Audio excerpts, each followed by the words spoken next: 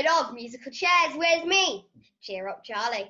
And today we have somebody who's calm, she's collective, she's cool, she's the nicest witch in town. She's Alexa Green! Woo, woo, woo, woo. Hi, Charlie. Thanks for having me. Oh, thank you for doing this, Alexa. Of course. So, if you're ready, we'll do some funny questions, some interesting questions, and some serious questions. Oh my gosh, I'm more than ready. Let's do it. So, my mum tells me that people who love the theatre like I are born with music running through them. How true is this for you? Well, I mean, it's 100% true.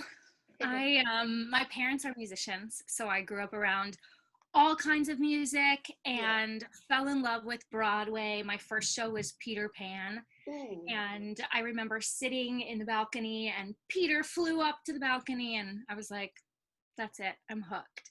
So music's definitely in my veins, in my blood, in my family, and it's just always been a part of my life, the theater and telling stories. Did you come from a musical background, or were you like I am and have parents who know absolutely nothing, nil, zero, ditto it, any other word that means this? I love it. I did. Not a theater background per se, but definitely a music background. And my parents are super supportive.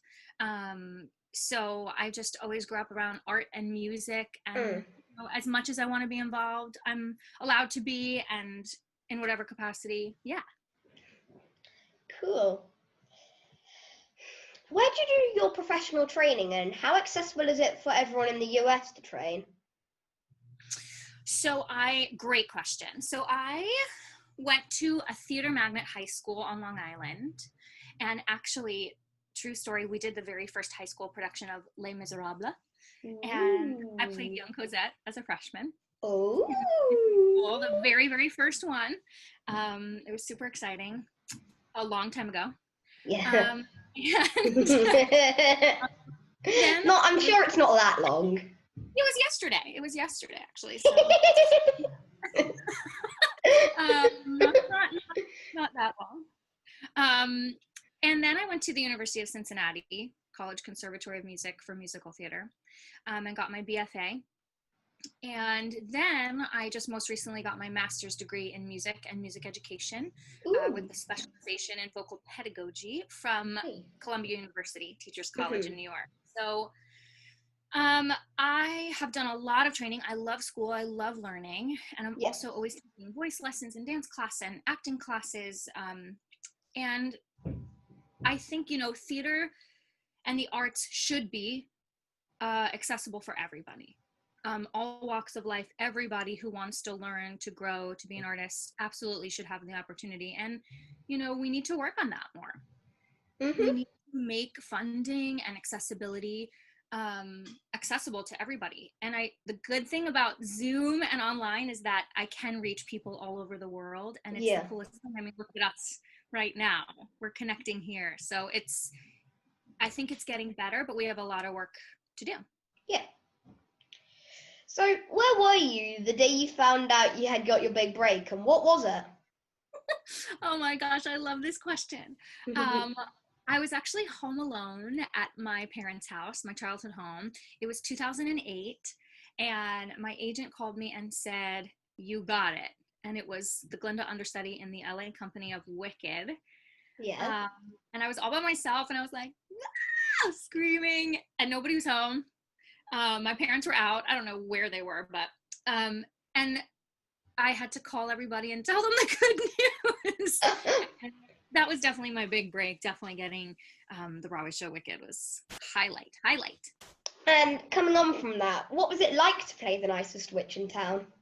Oh, well, it's pretty much a dream come true. The story itself is an incredible story of friendship, right? And being different. And so something I think everybody can relate to. So that was an honor in itself, just to tell that story and about two women who are friends and lifting each other up. Yeah.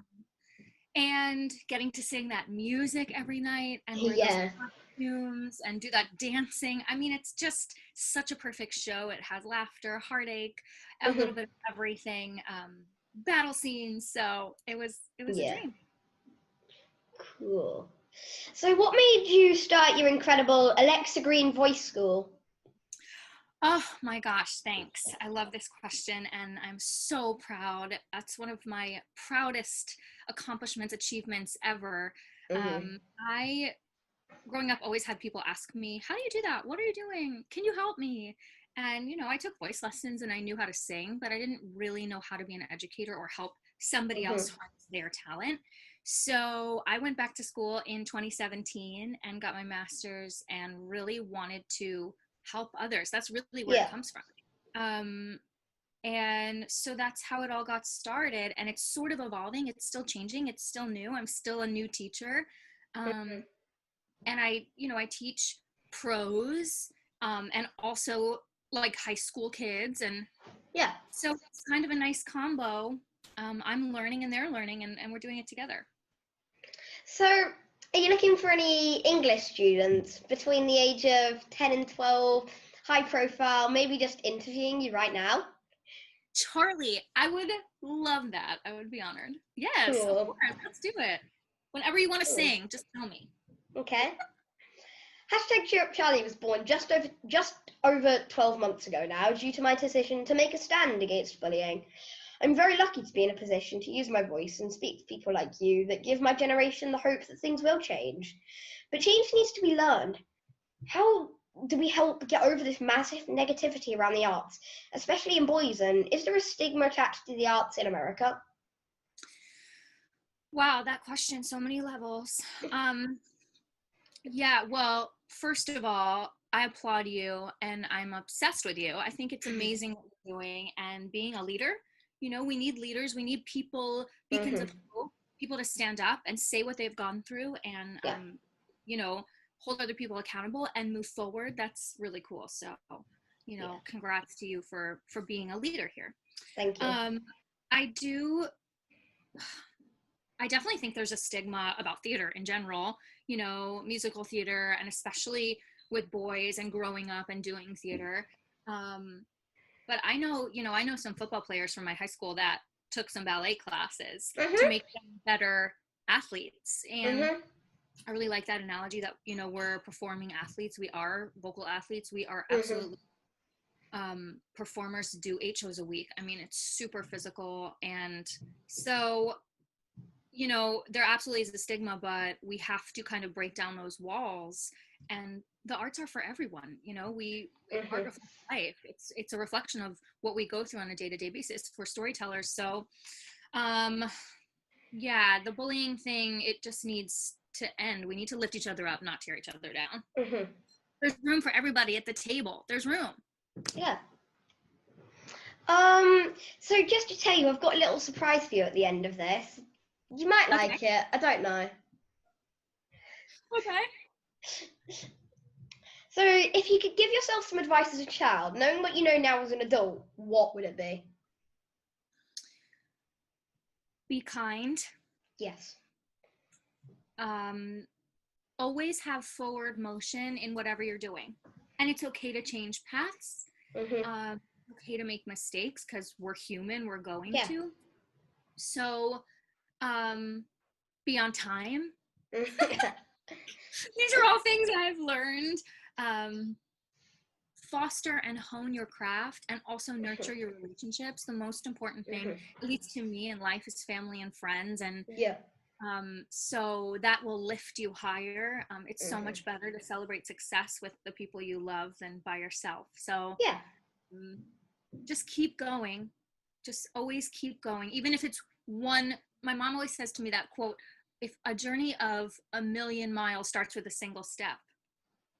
And so even if you wake up in the morning and do 5 push-ups or, you know, meditate or practice your song, that's all in the right direction. So now to some funny questions. Hope you're ready because this is going to get interesting because it's my fun now. I love it. Oh gosh, Charlie. What do you get in trouble off your partner for?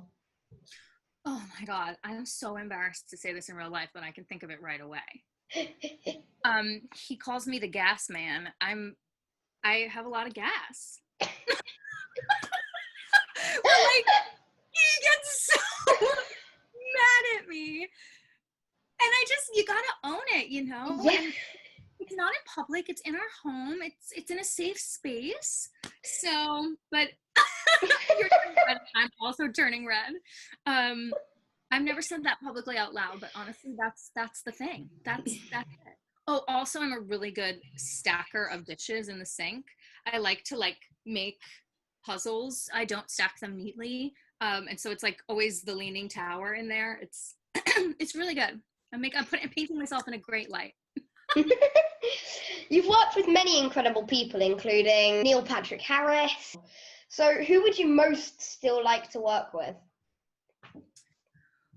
Well, gosh, that is a hard one because there's so many. I would love to work with David Foster again. Mm-hmm. I worked with him one time, and I would love to sing with him again because he's such a master in that pop world.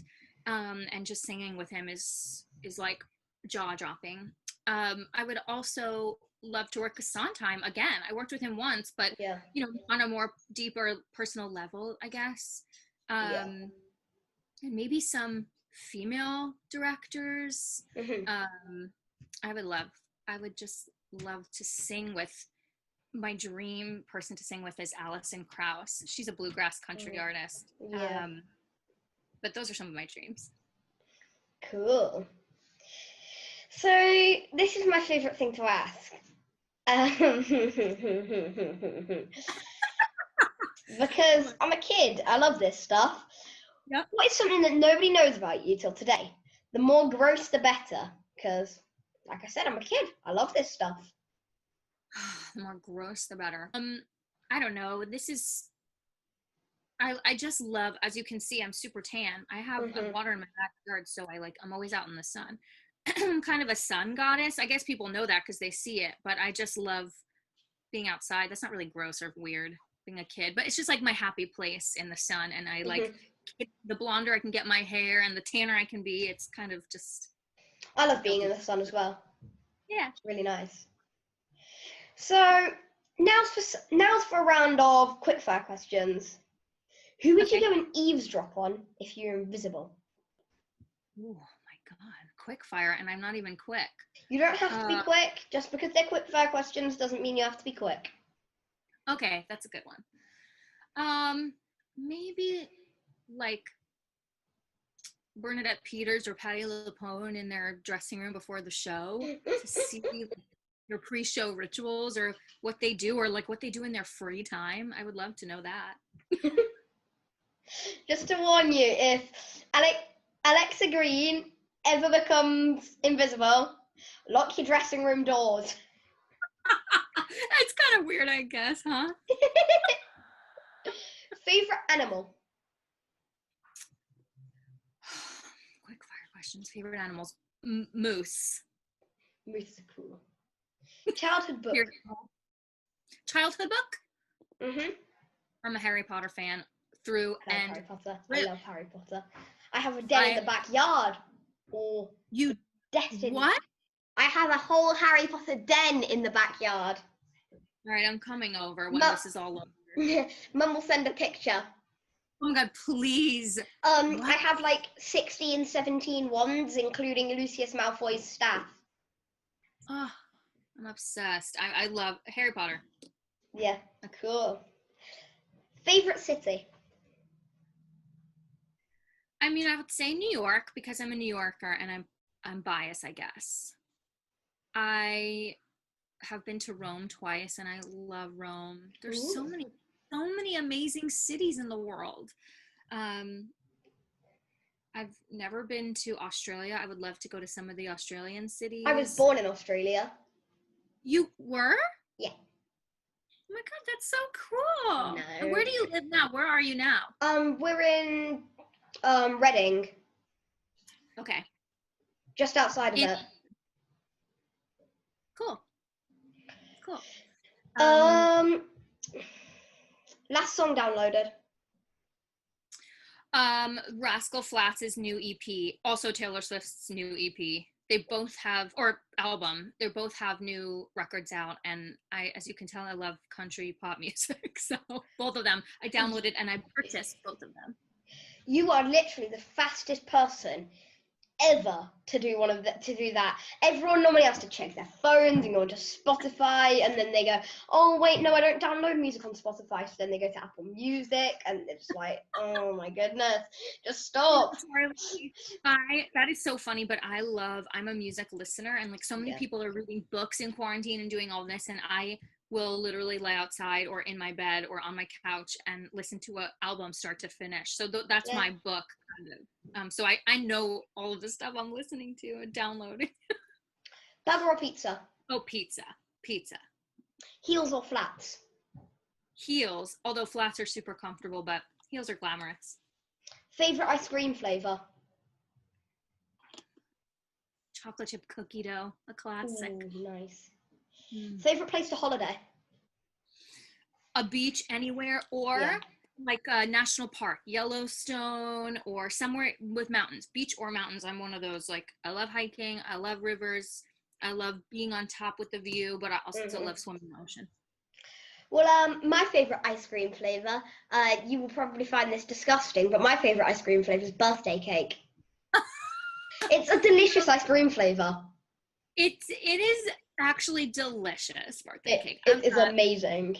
Yeah, I agree with you. It is. 2 things to take to a deserted island. Can it be another human? Sure.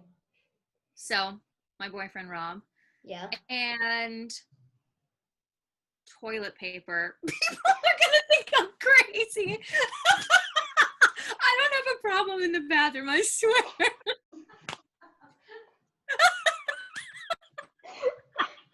My other choice would be a toothbrush, because it's like personal hygiene, you know? All right, so now you know how I said I have a little surprise for you? Well, here's the surprise! And also the surprise is, goody, more questions for you. Barry, you came in at the perfect moment. Hey, Alexa. Hi. Just waiting for his Hi. partner. Oh, and there he is. Oh. Mark, I'm obsessed with your background. Wow, look at that. Oh no! I'm so glad it worked. It worked perfect. How are you all? Oh, Really Hey, good. Charlie. this is the funniest interview ever, Charlie. Thank you. So if you're ready, we can get back into the questions. But first I need to intro these guys, because some of you might have no idea who they are. So one of them's my adopted uncle, even though he might not know it yet. And one of them's the brains behind the operation of Anderson and Patti, the writing duo. So please give a warm welcome to Mark Robert Petty, or as I know him, Petty. And please give a warm welcome to Barry Anderson, aka the brains behind the operation. Wow, Charlie. So you ready? We can get back into the questions. Yeah. So the first one's for you, Alexa. What's the idea behind your latest song, Get Brave? Oh my gosh. Well, first of all, anything that Anderson and Patti write, I will sing. So the idea, I mean, Barry, I don't know if you texted me or emailed me or whatever, and said, I have this song. It's about empowerment, self-empowerment, and lifting each other up, and will you sing it? It's kind of like a pop anthem it's a bop. It's definitely a bop. And I was like, perfect. Sounds perfect. So it turned into this incredible project, but that's how it came to be. And I'm just so lucky that they always ask me to be a part of what they're working on. And long may it continue. Yes, please. And this next one's for you as well, Alexa. How did you get involved with Anderson and Patti? So I think it was a few years ago when I did The Moment You Believe on Wish, right? I think it was that. So, and I don't remember even how we got connected to that. So funny. Barry and I were talking about it, and because we were trying to remember, it just feels like we've always known you. And occasionally I'd guest host a radio show with Paul Branch and Charlie called Sunday Show Tunes. Yes, Paul loved your album, so good. I listened to it, loved it, and whenever I came on the show, we'd made sure that we'd play a track from it. And then we set up the unofficial Alexa Green UK fan club. And I think we then followed you on Twitter or Instagram. You followed us back. We started messaging, and it went from there. And then speaking to Barry, saying we've got some projects coming up. I think I'd love Alexa to sing for us, and it's just how it happened. Yeah, it's interesting because Alexa and I live in the same city, and we have all these mutual friends. But I think the first time that we met in person was actually at the recording session, if I'm not mistaken. So too, yeah. Yeah. So,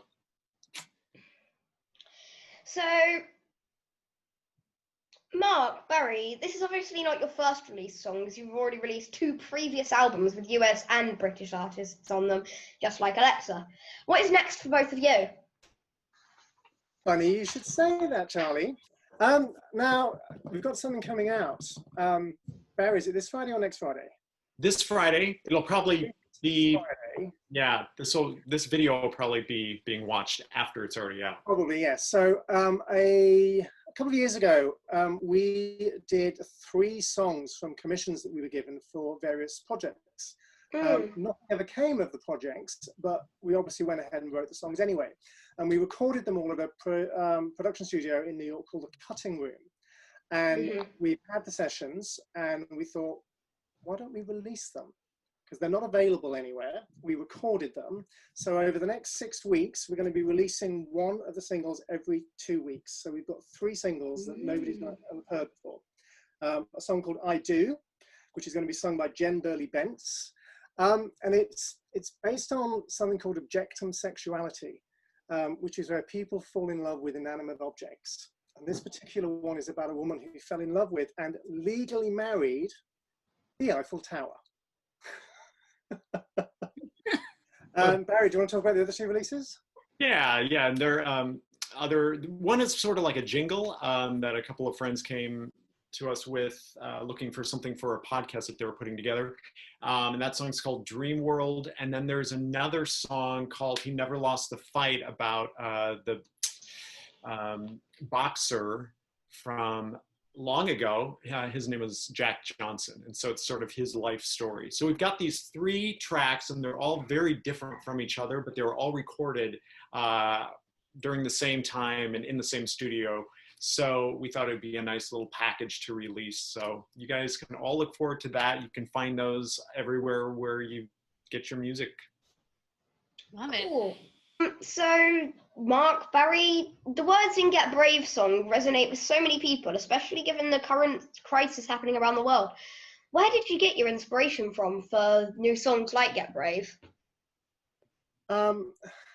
We get inspiration everywhere, from conversations we have, people that we know, the internet, newspapers, sitting down thinking about things that we want to write about, the current climate. Get Brave, we started it probably a couple of years ago, and we just wanted to start writing something about people standing up for what they believe in. You know, whether they are being bullied, whether it's homophobia, whether it's at school, just saying, you know, you can do it. You can just get brave. Don't worry about anything else, and you'll be absolutely fine. So we started writing this song. We tried it out at a couple of concerts in London, see how it went. And then we weren't quite sure where we were going to go with it. And in the end, it became brilliantly, thank you, Alexa Green, this wonderful big pop anthem that we absolutely love now. And we just hope that it speaks to people. And I think during this time especially, we found that it took on a whole new meaning that a lot of us weren't even thinking about. Just the amount of resiliency and bravery and courage sometimes it takes just to get up every day and find give yourself a purpose to really tackle the day and keep going, you know, because these are some interesting, challenging times we're all in right now worldwide. So it was the timing was really kind of nice that way with releasing the message. But yeah, we enjoy finding just any and every subject to write about when we can. And like the song that Alexa was talking about from the Christmas album that we had, that she recorded for us, that was based on a story about Mark when he was actually here in the United States on holiday and shopping at an antique store. And we have a few songs on the holiday album in particular that are based on very specific kind of stories. So it's fun to find things that are a little bit different, a little off the beaten path in terms of subjects to write about sometimes. Keeps it interesting. Yeah, if somebody's got a funny story and they happen to mention it to us, it'll probably end up in a song. Well, wait till you hear the beginning of this interview. Oh, perfect. So, Mark, Barry, just for my benefit only, you were just saying about getting inspiration for songs of people you meet. So, doesn't #CheerUpCharlie sound like the name of an amazing new song? I'm just putting it out there. Just putting it out there, huh? I like it. It's a great idea. Get a nice interview. Oh my gosh, yes, this is the best thing ever. I'm like, yes. Oh, thank you so much, guys. That was another amazing episode of Musical Chairs with CheerUpCharlie. Oh, I seem to be frozen. Well, we can carry on anyway. The show must go on. Thank you so much. It's been a pleasure and an honor interviewing you, Lex. And Barry, thank you for being the brains behind Anderson and Patti. And Patti, you go do your thing. Bye, everybody. Bye. Bye. Bye. Sorry, that was another awesome episode of Musical Chairs. And remember to like and subscribe. And when you subscribe, smash that like button. And remember to turn notifications on. Bye.